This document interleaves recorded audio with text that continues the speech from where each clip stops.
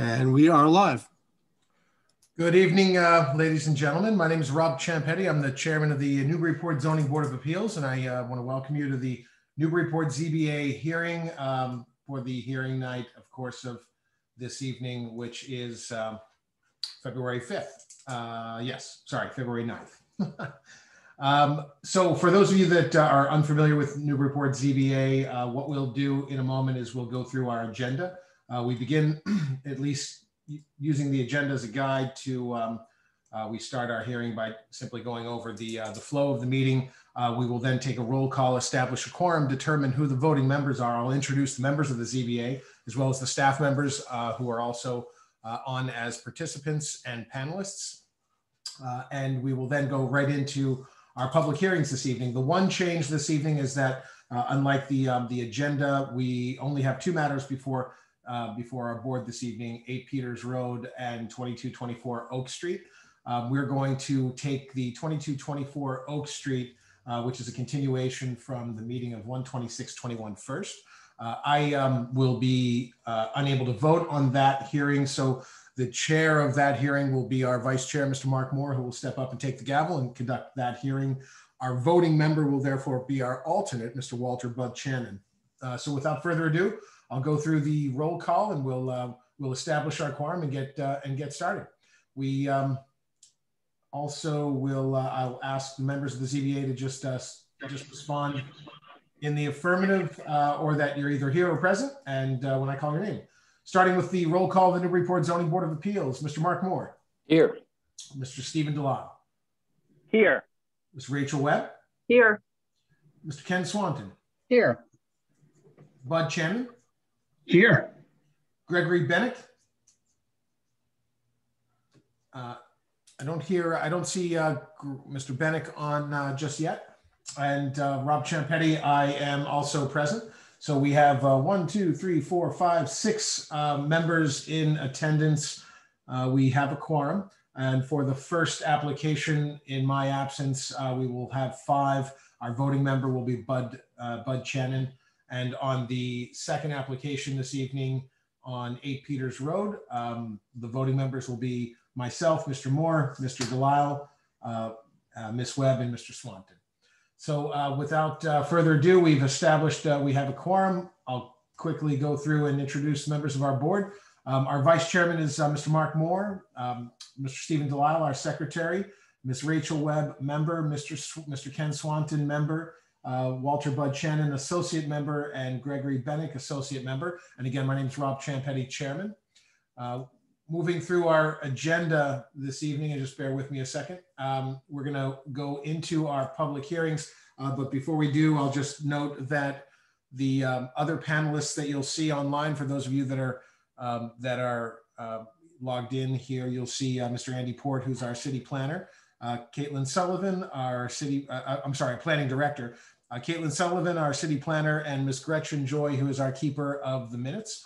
When we do the public hearings, as you may be familiar if you've been here before, I'll start by reading the application by name, the applicant's name and the address, as well as the application being sought this evening by the applicant, whether it's a special permit for nonconformities or variance, or any other variance, as well as any further description that was published in the public notice.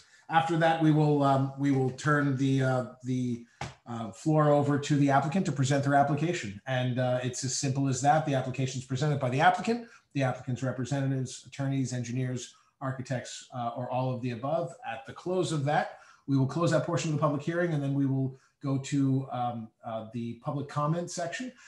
Public comment is simply, Mr. Port will put up a quick outline on the Zoom screen to let you know the format of public comment. We ask that you keep public comments to 2 minutes or under, that you state your name and your address for our keeper of the minutes to record, and then just simply feel free to share what's on your mind. You don't have to necessarily be in support or opposition, though you're welcome to indicate that. You can simply share your thoughts for the benefit of the board. We'll then close the portion of the public hearing and go to questions from the board. The board will ask questions of the applicant. The board will adopt questions that were posed by members of the public, if any. Once questions are asked and answered, we'll close that portion of the public hearing and go to the deliberations. At deliberations, the board will think out loud and address the thinking and any questions or any thoughts and discussion around and tailored around the legal criteria that the applicant needed to meet or needs to meet under their request. That means they'll deliberate the legal elements or the findings that we need to find in terms of special permit for nonconformities and legal variance, dimensional variance and other variances.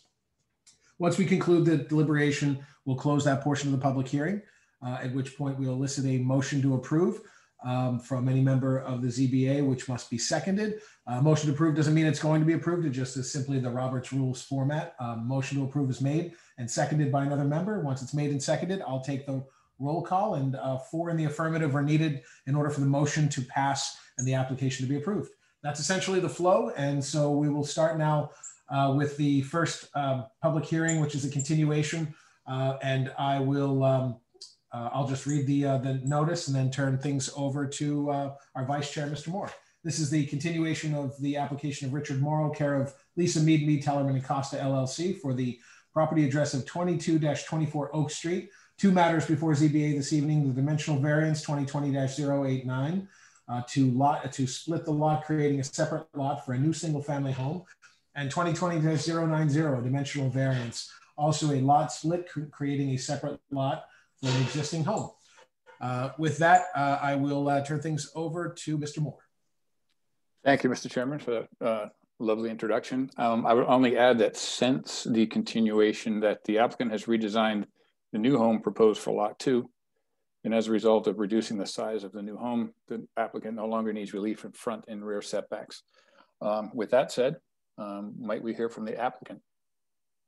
Thank you, Mr. Chair and members of the board. Lisa Mead, Tellerman Costa, on behalf of Richard Morrow, and with him also his daughter, Deborah Nelson, and son-in-law, Jim Nelson.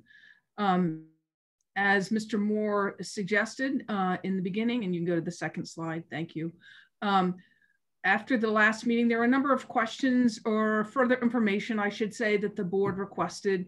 One was the applicants took very much to heart, and that was to take a look at the design of the house and the need to actually have the front and rear setback relief. And to that end, the house actually was redesigned to a colonial style. It actually is smaller in footprint, more traditional looking along Oak Street, and certainly more complementary to the existing house of Mr. Morrow's. And it reduced the need to have a variance for front and rear setback. And so the only variance on that lot, which would be considered lot 2, is for lot area. Lot 1 continues to need the front setback variance and the lot area variance just because of the non-conforming front yard setback. So if you could go to the next slide, please. One of the other questions that came up was a comparison of lot area along Oak Street. So we had provided a comparison of lots along Beacon, and I believe it was Ms. Webb that requested whether or not we had looked at the lot sizes along Oak Street.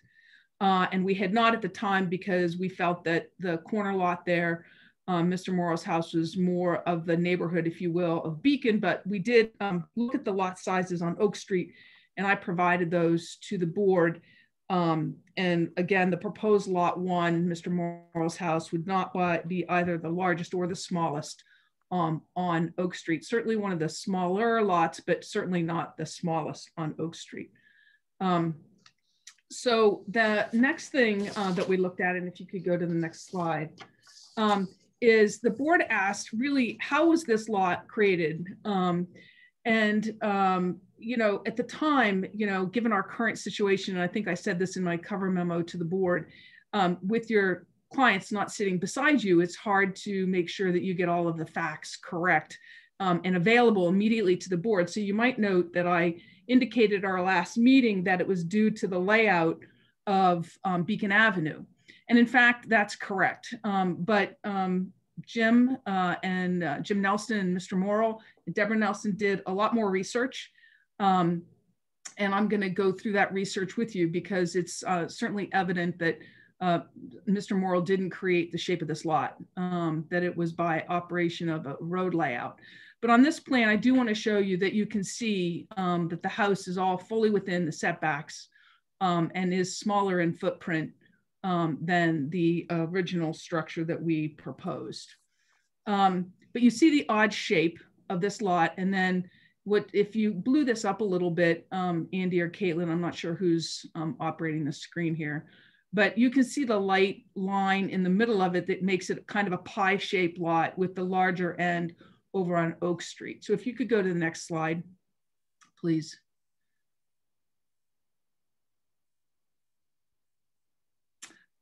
What we found was that let me go through the, kind of out of order here, but let me just tell you that one of the other questions that happened that was asked by the board is whether or not this was downzoned by the city when the city did the downzoning in 2017.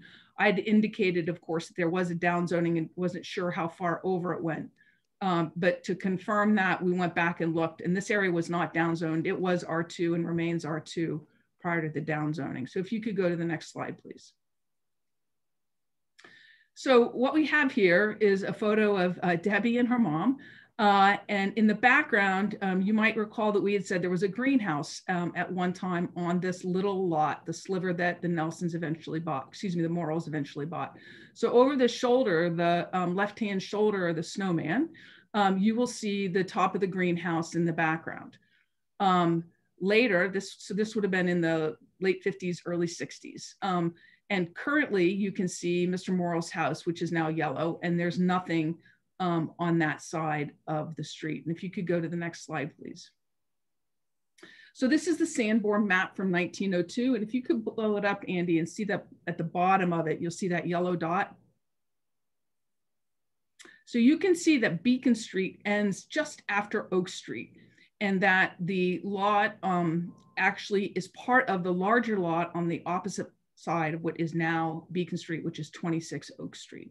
So you can see in this 1902 Sanborn map that Beacon Street didn't go all the way through. And if you could go to the next slide, please. So these two maps are USGS maps. And right in the center of the one from 1952, you see a blue dot. And that is the house, that's Mr. Morrell's house. And you see that Beacon Street stops. And that whole area does not include Riley that runs into Marlborough or South Pond. Well, then you can see South Pond that runs in, but Riley's not there yet. And Beacon doesn't extend up to Riley and South Pond. But if you go over to 1966, you can see the house and then the thereafter extension of Beacon Street. So this sliver of land was created by the extension of Beacon Street and taken off of what is now 26 Oak Street. And so the current shape of the land was not caused by Mr. Morrell or his predecessor, rather by a layout of the road, which he had no control over. And then once he purchased that remaining pie-shaped lot to have as his own ownership with his then wife, it merged by operation of law, obviously not his doing either.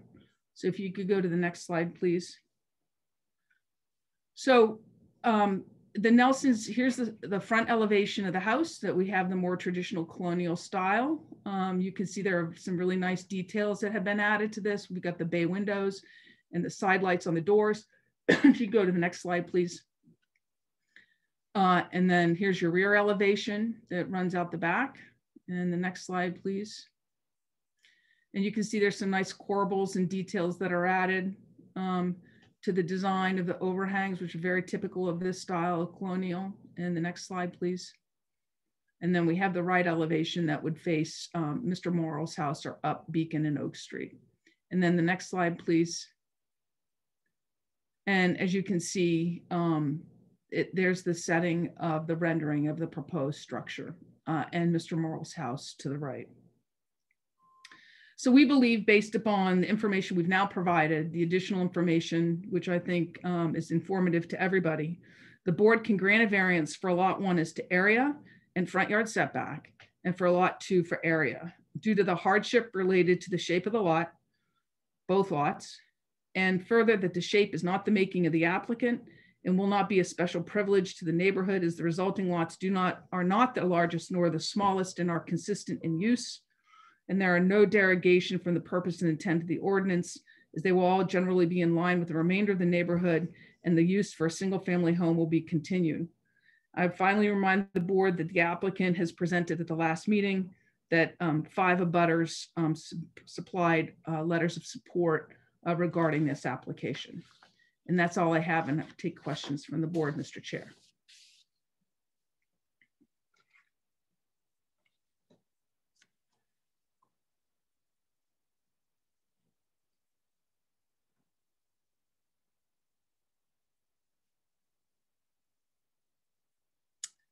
I'm not hearing anything. It's also helpful if one unmutes their mic before they speak. Oh, there we go. Just a hint. It was a really. It was me. No, it was me. Really great explanation of how we're going to use raised hands and all that, but everyone missed it. So we're going to take public comments at this time before questions from the board. So we'll try this again. If anyone has a comment on this application from the public and would like to make a comment at this time, please electronically raise your hand. And unlike me, before you start speaking, please give your name, address, and make sure to unmute your mic.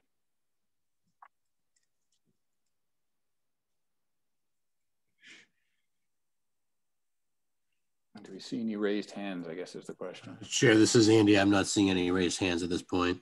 Okay. Going once, going twice. Okay, seeing no questions, no comments from the public, we'll close that. And we will go to questions from the board. And I'll start with Mr. Delisle. Thank you, Mr. Moore. I don't have any questions. I guess I would like to thank the applicant for going back and giving this application another run. The new design of the house and it looks really nice, but I don't have any questions. Thank you. Okay, thank you. We'll move on now to Ms. Webb.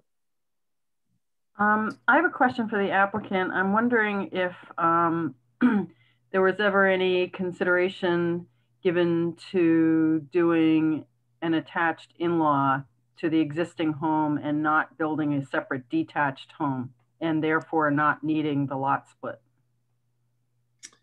I don't believe that there was, Ms. Webb. That both families would like to live separately and retain their separate homes and households. The Nelsons have a daughter as well. And so I think that they would, Mr. Moore would like to continue to live alone, but have his daughter close. And then the Nelsons would like to have their own home with their daughter themselves.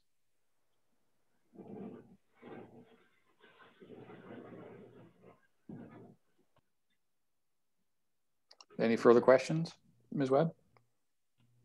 No, I do not have any other further questions. Thank you. Okay, thank you. Mr. Swanton. Yes, thank you. I kind of like to get back to the reason that we're here and looking at, I haven't seen the numbers. It'd be useful to see them again as far as we're splitting a lot into 2 smaller lots. And I believe the minimum is 10,000 square feet. And how big are these 2 lots? Could we go back over that information, please? Sure, no problem. Lot 1, which is the existing house lot, is 6,889 square feet. And lot 2 is, hang on 1 minute, 7,898 square feet. Hang on, I just want to confirm. Yes, 7,898 square feet. Okay, now you provided some comparison information to the neighborhood and you sent that to us since the last meeting. Yeah. Could you put that up or talk to that? I don't know if Andy has that, but the letter that came in as part of this material? Yeah. Sure, so we can pull that up. So we have done, while Andy's pulling that up, we gave you 2 comparisons. The first meeting, we compared it to Beacon Ave. We compare both lots to Beacon Ave. And in the most recent proposal, we compare the remaining lot or the original lot, lot 1 on Oak Street, to the other homes on Oak Street. So while he's pulling that up, so the proposed lot that faces Oak Street is 6,889 square feet. The smallest lot on Oak Street is 2,910 square feet. And then the next lot up from that is 6,070 square feet. And then they range 7,050 square feet, which is just a little bit bigger, up to 16,359 square feet, but that has a 2-family on it. So Andy, it's on the second or third page of my submission.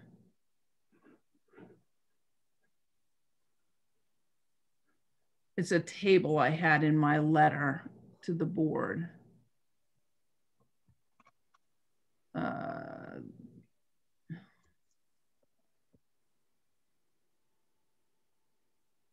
That's the second letter, Andy. That followed the first. That's not the right letter. There you go. That looks like it. So if you Yeah, can zoom that's in the on one I just submitted. Yeah. So Yeah. looking at this table, it looks like if I look at the bottom of the table, the average single family house on Oak Street is 9,121. Is that correct? Am I reading this correctly? That's correct. That's the math I did. That's correct. Yes. So you're proposing to reduce this house lot size from a conforming lot down to 6,889, which is a lot below. It's not just below the 10,000, obviously, which is why you're here, but it's considerably below the average house on the street at 9,121. I just want to make sure I understand that. Yeah, that's correct on Oak Street. But there's, you know, I think it's important, right? There are a whole host of different size lots on Oak Street, right? There's a house that is 2,910 square feet, excuse me, a lot that's 2,910 square feet. There's a lot that's 7,050 square feet. There's a lot that's 9,140 square feet. It goes all the way up to a 2-family that has 16,359 square feet.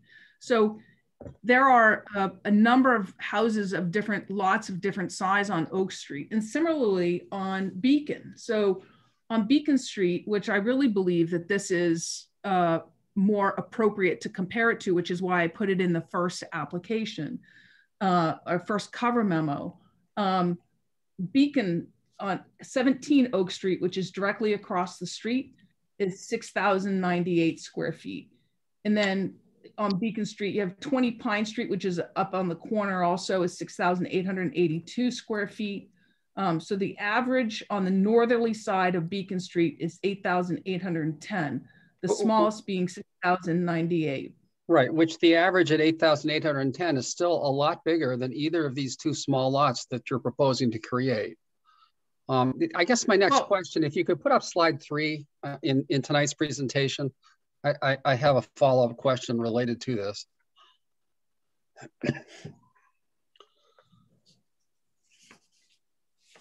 Sorry, Andy, to be jumping around here. Oh, that's quite all right. Just tell me what you need anytime. So slide 3, the last line there says, neither will be the largest nor the smallest in the neighborhood. And those words, nor the smallest, are you proposing that the criteria we should be using to decide whether when you chop a lot in half that the 2 pieces are not the smallest in the neighborhood? I mean, that's a pretty low bar.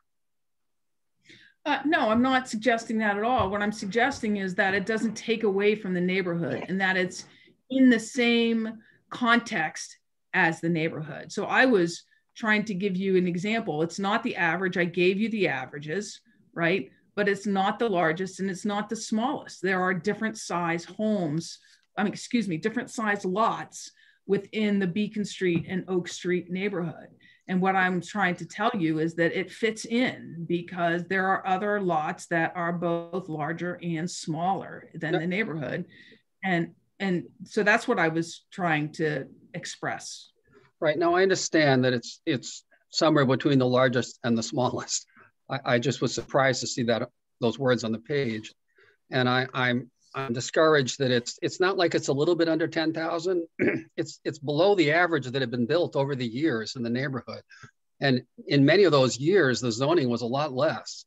And I guess my next question is more directed at the planning department. As you probably realize, the planning department has recommended that we do not approve this.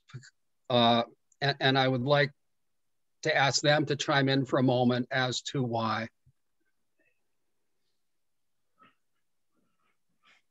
Hi, this is Andy Port. Go ahead, Andy. Yeah.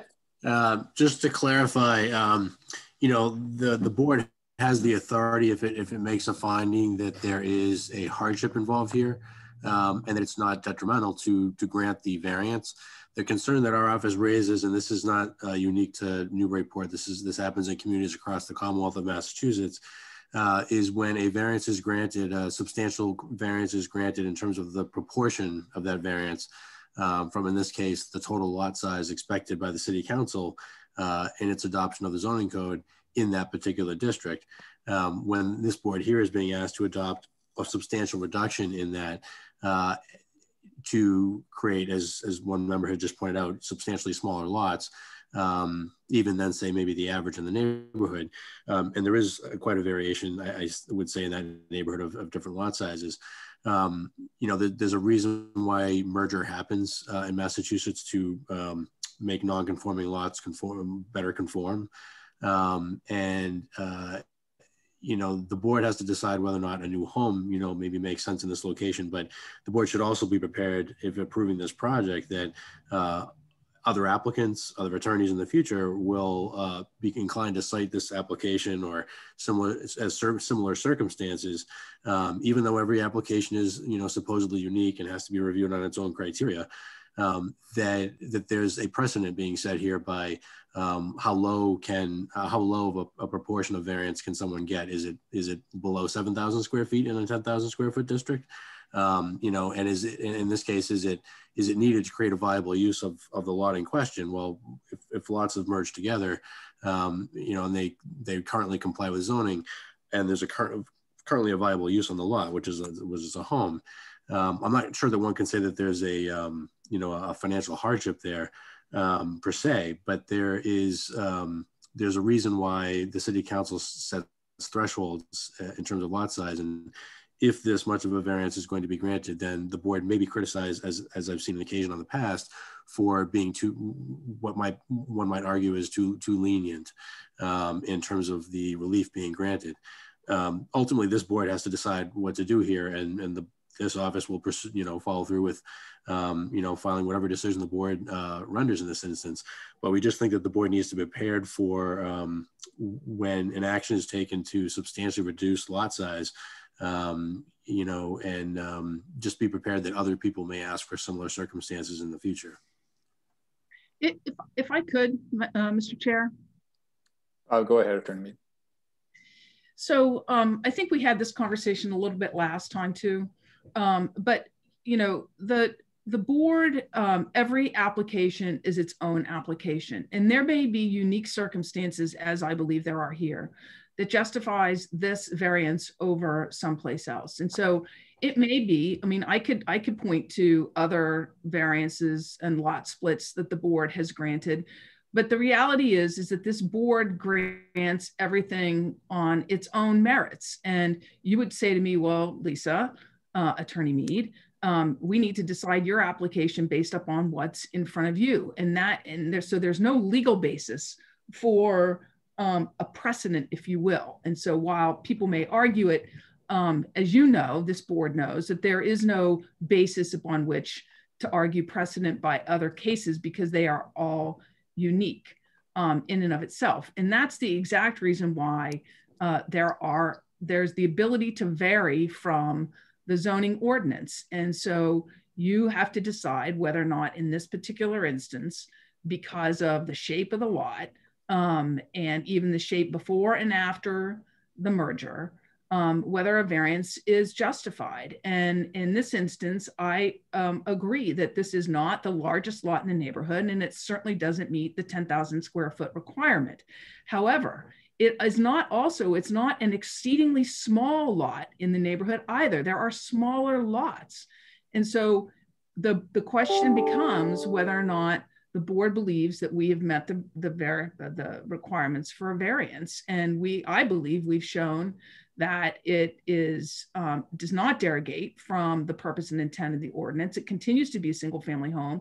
It continues to be consistent with the variant size lots within Beacon Street and Oak Street. And that's why we're here. And if we didn't have the ability to file for a variance, we wouldn't be here.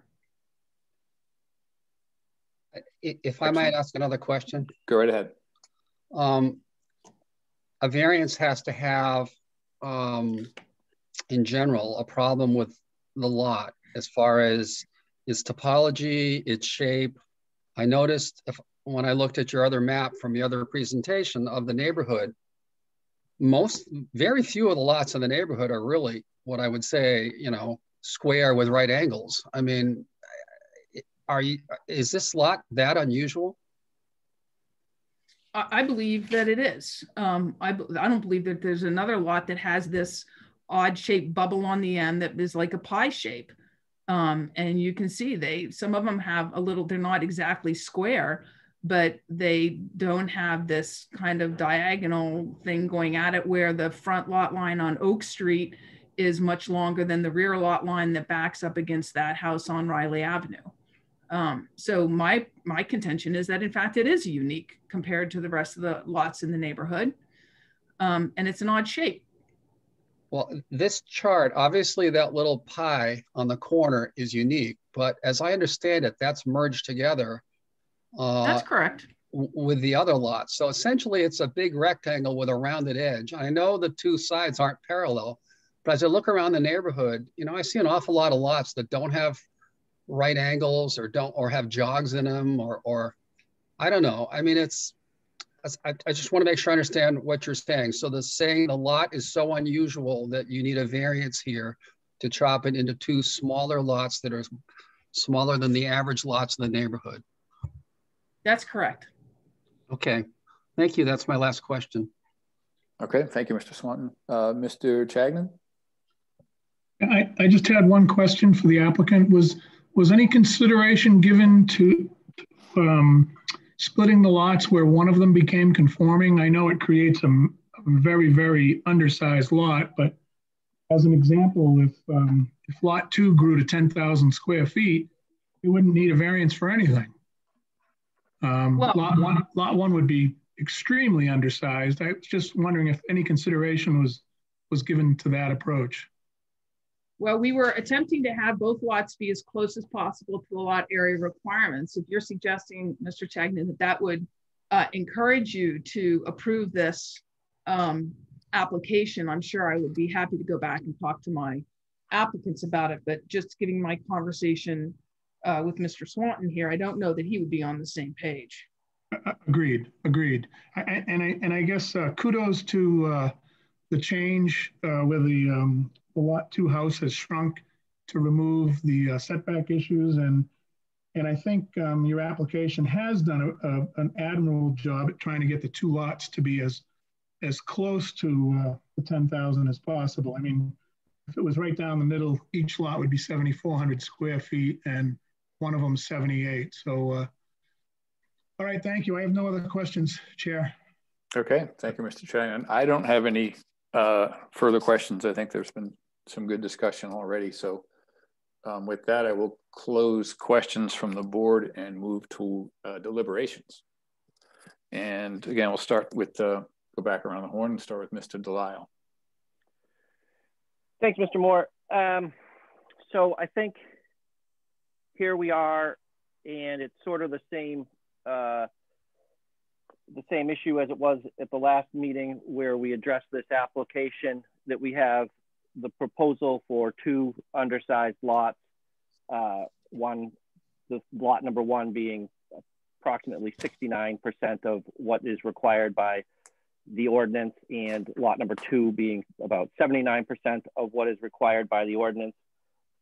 And it appears that we have a lot that the current lot, as it currently is configured, in my opinion, it's really not that unique of a shape to constitute a hardship as our ordinance would define it. So I'm having still some trouble with this. I'm glad that we were able to put the down zoning issue to bed, but I think that cuts kind of both ways. We don't have to talk about the down zoning, but in fact, the requirements for R2 have been in place over this lot for a longer period of time. So that being said, I'm still struggling with this one. And I have a difficult time with the 4 criteria for the variance. Okay, thank you, Mr. Delisle. And that's good reference there to the 4 criteria that we should all be shaping our deliberations around, which is conditions and circumstances unique to the applicant's lot, structure or building, and do not apply to the neighboring land, structures and buildings, or in the buildings in the same district. Strict application of the provisions of this chapter would deprive the applicant of reasonable use of the lot, structure, or building in a manner equivalent to the use permitted to be made by other owners in neighboring lands, structures, or buildings in the same district.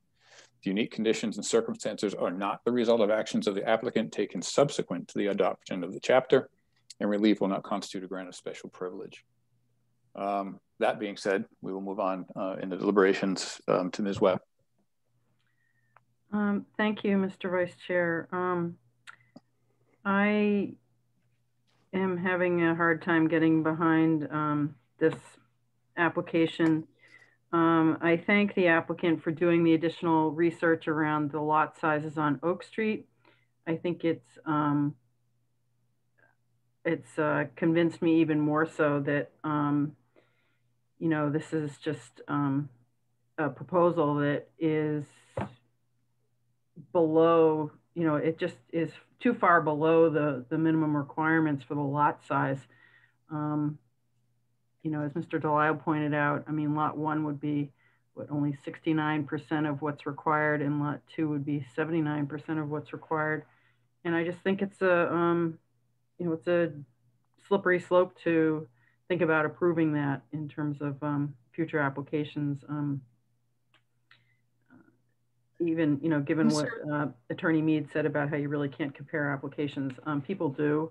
And I think that, yeah, I think that this is too much of a significant deviation from the zoning requirements. Mr. Chair. Okay. Yes, Attorney Mead. I'd like to see if we can continue this matter at this moment to the next meeting, please. Okay. If you don't mind. Nope. So the applicant is asked to continue this to the next meeting, and I don't have the schedule in front of me for the next meeting. It would be February 23rd, sir. Is it 23rd? Yeah. Okay. Maybe I didn't have it open here to see if the schedule is favorable for this on the 23rd. Yeah, that's fine. Okay. So the applicant has requested a continuance of this to our next meeting, which is the 23rd of February. Would anyone like to make a motion or to have any further comment before we make a motion?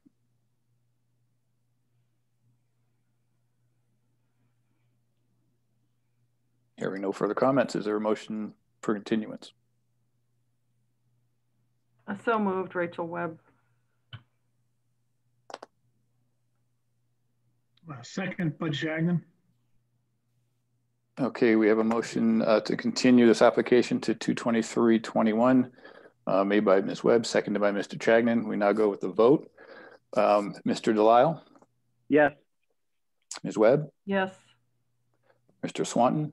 Yes. Mr. Chagnon? Yes. And Mr. Moore, yes, with the chair recused from this one. That's all in the affirmative. So the application will be continued to the meeting of 2/23/21. Thank you very much for your time. Thank you. With that application completed, I now will be handing the virtual gavel back to the chairman, Mr. Rob Champetti. Okay, thank you, Mr. Moore. And just continuing on our agenda this evening, we will jump right into the second and final application, which is the application of Jane B. Holiday, the property address of 8 Peters Road, 2021-01, special permit for nonconformities to add an additional garage bay of 20 feet 10 inches by 24 foot 10 inches on a pre-existing non-conforming lot. With that, may we hear from the applicant. Ms. Holiday, you have the floor. Good evening. Thank you. I can hear the feedback. So a little, I don't know, disturbing. As I have lived here in this home since 2005, and I have asked my partner, Steve Clark, to present. Jane, this is Andy Port.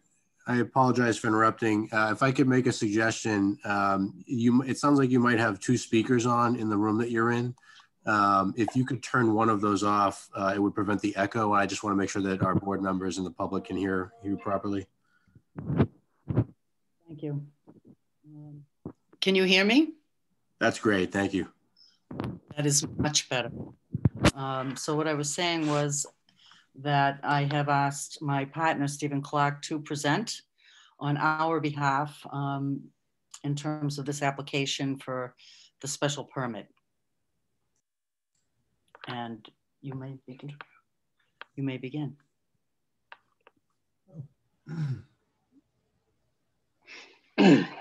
Yes, hello, this is Yes, I did. This is Stephen Clark. And I have the this PowerPoint up, and also we have. Okay. Stephen, this is Andy again. I apologize for interrupting. If you have 2 devices on in the same room, it creates an echo. So if you could shut off one of the microphone or one of the speakers, that would prevent the echo. Is that better? That's perfect. Thank you. Okay, thank you. Yes, this is Stephen Clark, and I have a PowerPoint up here to present our application, and also Matt Jesse, who is the architect, I believe is on the call. I can't see the participants, so if there are any questions for him, you can address him also.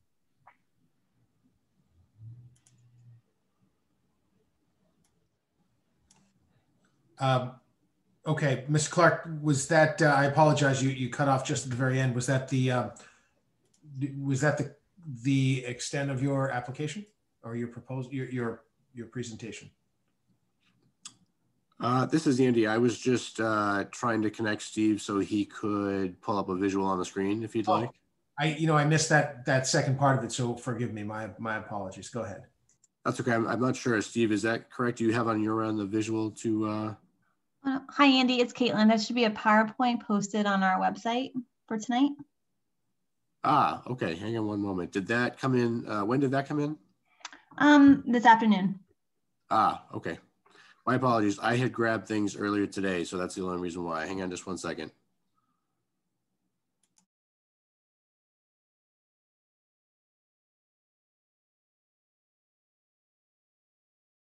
Yeah, just as a reminder to the applicants, we typically ask for these things in advance of the day of the meeting, just so that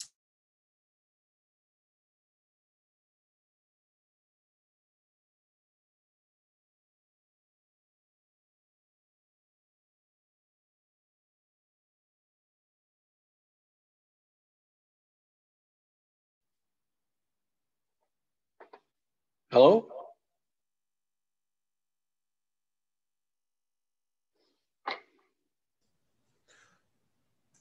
Hello, Mr. Clark. This is Chairman Champetti. I can see you. It looks like we're just going based on your PowerPoint presentation that you submitted, and it looks like it's queued up. So if you can see it on your screen, if you could go ahead and just direct Caitlin Sullivan to click on through as you'd like with each slide, she can go ahead and do that for you. Okay, good. I see the title slide, so we can go to the next slide. So the project is to add an additional garage bay of dimensions 20 foot 10 inches by 24 foot 10 inches on a pre-existing non-conforming lot. The non-conformity is first, the front setback requirement for zone R1 is 30 feet. The existing structure has a setback of 18.9 feet. The proposed structure does not, disappeared. Oh, it does not impact the front setback. It remains at 18.9 feet.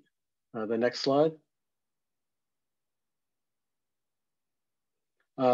Peters Road is located between Turkey Hill Road and the Artichoke Reservoir. It's in zone R2. It's also in the Water Resource Protection District zones B and C. The next slide. It's not clear to me why these images aren't appearing or displaying. Were there, I assume you had images in this PowerPoint presentation? Yes, I've run this through multiple times and it ran fine for me. Hey, Andy, this is Ken. I downloaded it. I can see the images.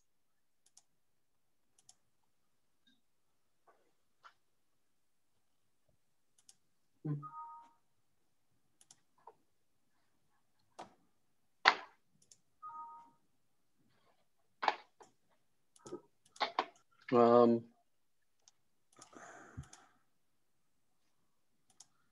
right, let's try this. My program is telling me that there's a corruption or something in the file. It looks like we have them now. Yeah. Andy, it looks like we have them now.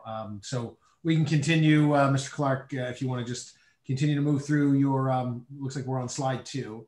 And then slide 3 was the one that appears to have the R2 map. Right. So this is just showing the location of the property on the map. The red circle shows where the house is and what zone it's in. It's in the next slide is an aerial photograph, just showing the property. It's a corner property. It also shows a relationship of this structure to the abutter at 6 Peters. Next slide. We have spoken to Joanne Doan at 6 Peters Road, and she supports our desire to expand our garage. She is the only abutter, as 8 Peters Road is a corner lot. Next. This is an aerial view with the approximate lot lines in it. Next slide.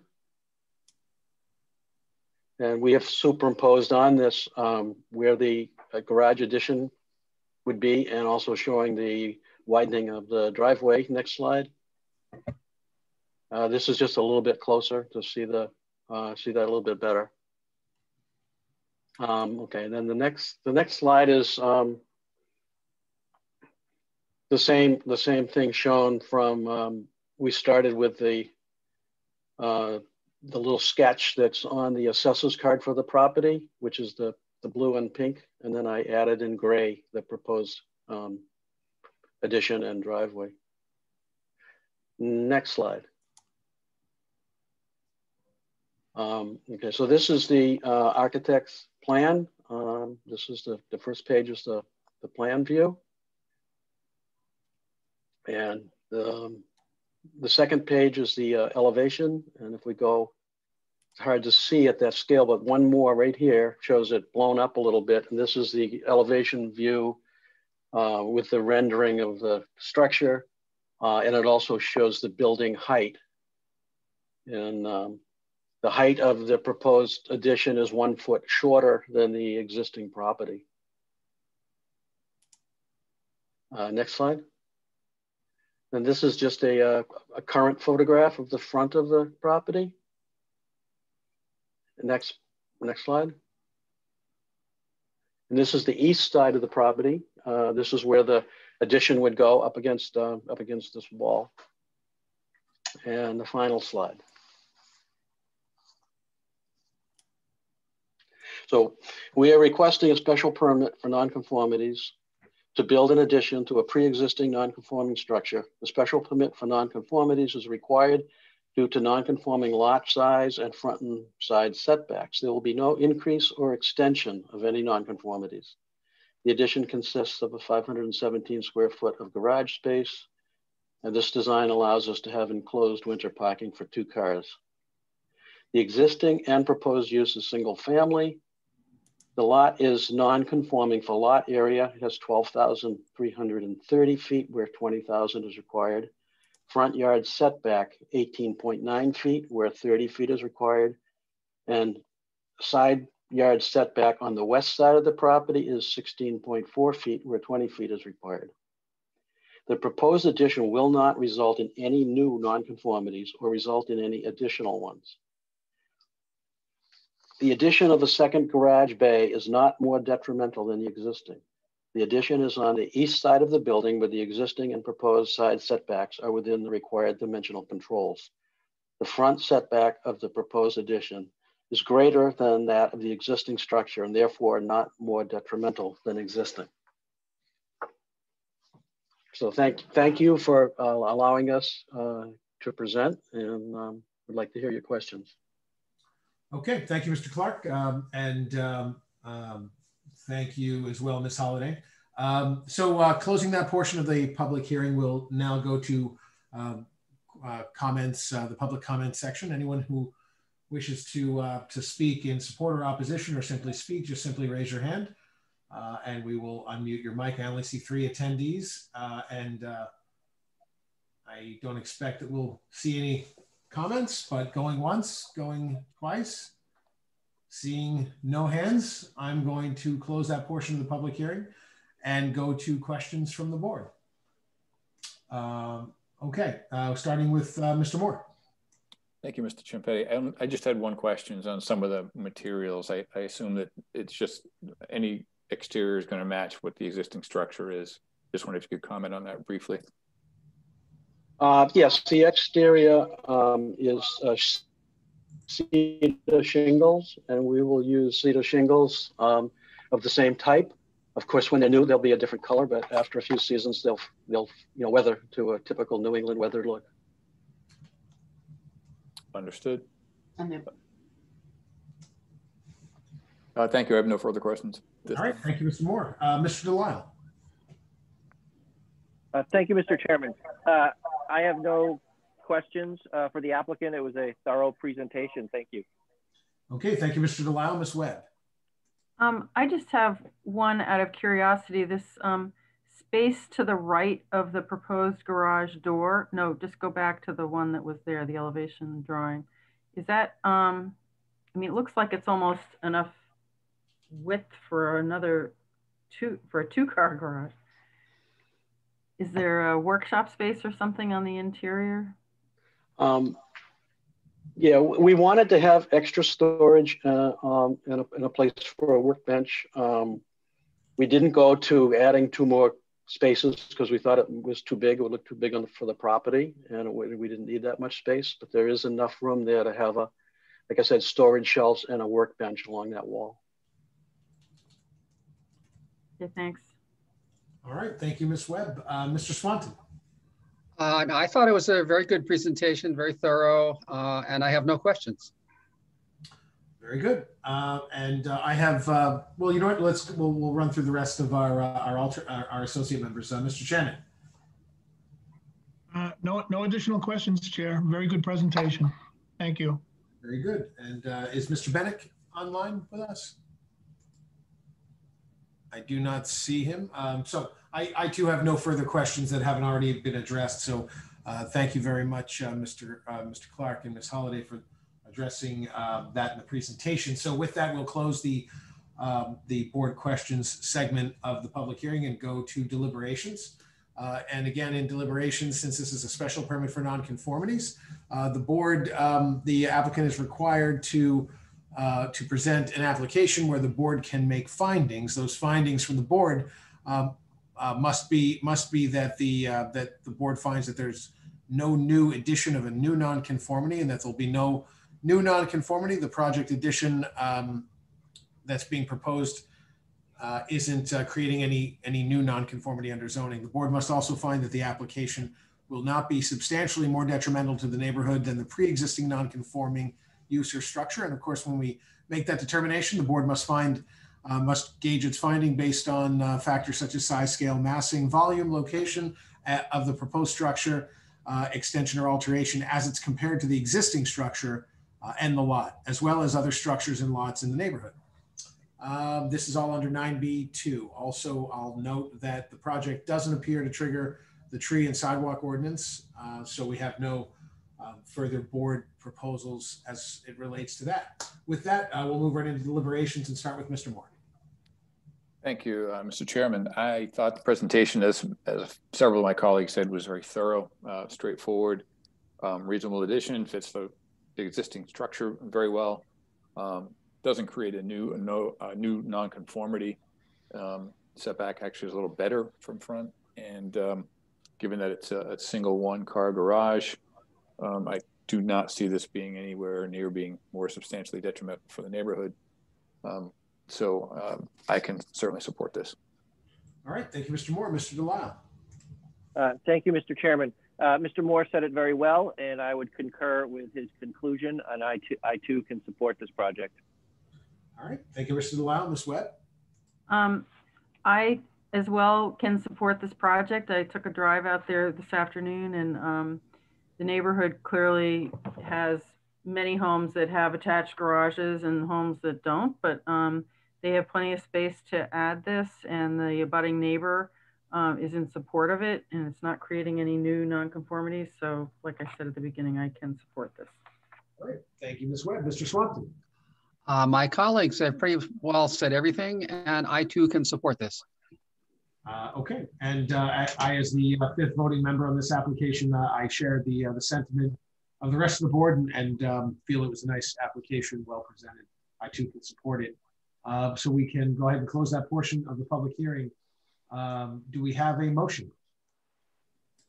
I'll make a motion, Mr. Moore. I'll make a motion to approve 8 Peters Road special permit for nonconformities, application 2021-01. Mr. Delisle, I'll second that. Okay, thank you. Motion's made by Mr. Moore and seconded by Mr. Delisle. Calling the roll. Mr. Moore. Yes. Mr. Delisle. Yes. Ms. Webb. Yes. Mr. Swanton. Yes. Rob Champetti, I vote yes. That's 5 in the affirmative. The ayes have it. The motion carries and the application is approved. Congratulations and thank you both, Mr. Clark and Ms. Holliday, and have a good evening. Thank you so much. All right, moving now to the end of our, that concludes the public hearings on our agenda. We can now move to our business meeting. And the only matter on our business meeting is the approval of the minutes of the meeting of January 26th, 2021. Do we have any comments from members of the board, additions, revisions, or changes? Mr. Moore. I have no changes. Thank you. Mr. Delisle. I have no changes either. Ms. Webb. I have no changes. Thank you. Mr. Swanton? I'm good as well. And Mr. Channing? I think I have one. Page 1, third paragraph, 6th sentence. It refers to 27.34 square feet to 30.27 square feet for lot area. And I believe those should be percentages, 27% to 30%, not square feet. That's it. Very good. Thank you, Mr. Chairman. I too have no further comments or revisions. So with the comment of Mr. Shannon having been made, do we have a motion to approve the minutes? That's so Rachel Webb. I'll make the motion to approve the minutes as amended. Seconded, Mr. Moore. All right, thank you. Motion's made by Ms. Webb and seconded by Mr. Moore. Calling the roll, Mr. Moore. Yes. Thank you, Mr. Delisle. Yes. Ms. Webb. Yes. Mr. Swanton. Yes. Mr. Channing. Yes. Rob Champetti, I vote yes. That's 6 in the affirmative. The ayes have it. The motion carries. And with the amendment, the minutes are approved. That concludes our business of the Newburyport Zoning Board of Appeals for February 9th. Thank you guys very much and have a great evening. Thanks, everyone. I'd like to make a motion to adjourn. Oh, yeah. Let's do that first. I'll second that. Excellent. All those in, let's see, motion to adjourn. All those in favor, you can just respond with aye or nay. All those in favor? Aye. Aye. Aye. The ayes have it. Motion carries. Meeting's adjourned. Thanks, guys. You bet. Thank you. Thank you. Good evening. Thanks, everyone. Good night. Take care.